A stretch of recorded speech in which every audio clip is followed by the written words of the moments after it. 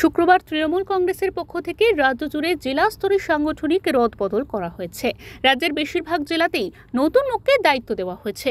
বনগাঁ জেলা সভাপতি বিশ্বজিৎ দাসকে পরিবর্তন না করলেও জেলা চেয়ারম্যান শ্যামল রায়কে সরিয়ে সেই জায়গায় বসানো হয়েছে অল ইন্ডিয়া মতুয়া মহাসংঘের সংঘাধিপতি তথা রাজ্যসভার সাংসদ মমতা ঠাকুরকে।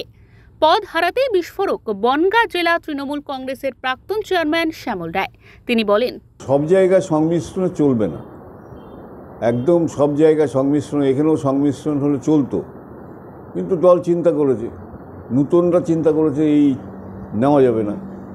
নতুন পুরনো যখন সংমিশ্রণ হবে তখনই মানসিকতা আসবে যে সবাই মিলে করি। এখানে হয়তো নতুনদের মনে হয়েছে যে পুরনো না আসলেও ভালো, তাদের জায়গাটা হয়তো নষ্ট হতে পারে। দলের মধ্যে অনেক রকম লবিবাজি হয়তো, সেই লবিবাজির শিকারও হতে পারি আমি। একদম লবিবাজির শিকার গোড়া থেকে। যদিও প্রাক্তন চেয়ারম্যানের এই বক্তব্য প্রসঙ্গে বনগাঁ জেলা তৃণমূল কংগ্রেসের সভাপতি বিশ্বজিৎ দাস জানিয়েছেন, শ্যামলদা অসুস্থ আছে, হয়তো আবেগে কোনো কথা বলেছে। অন্য মানুষ আমাদের দীর্ঘদিন আমাদের সঙ্গেই রয়েছেন, একটু অসুস্থ রয়েছেন এখন, এবং দীর্ঘদিনই দায়িত্ব থাকলেও তিনি সেইভাবে মুভমেন্ট করতে পারছিলেন না।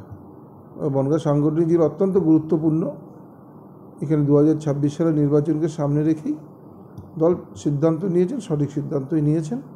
ওনার দুঃখ পাওয়ার কিছু নেই, আমরা যথেষ্ট মর্যাদা দিয়েই ওনাকে দলের কাজে লাগাবো। জেলার স্তরে সাংগঠনিক রদবদল 2026-এর ভোটে কী প্রভাব ফেলে সেটাই এখন দেখার বিষয়। উত্তর 24 পরগনা থেকে প্রতীতি ঘোষের রিপোর্ট, ওঙ্কার বাংলা।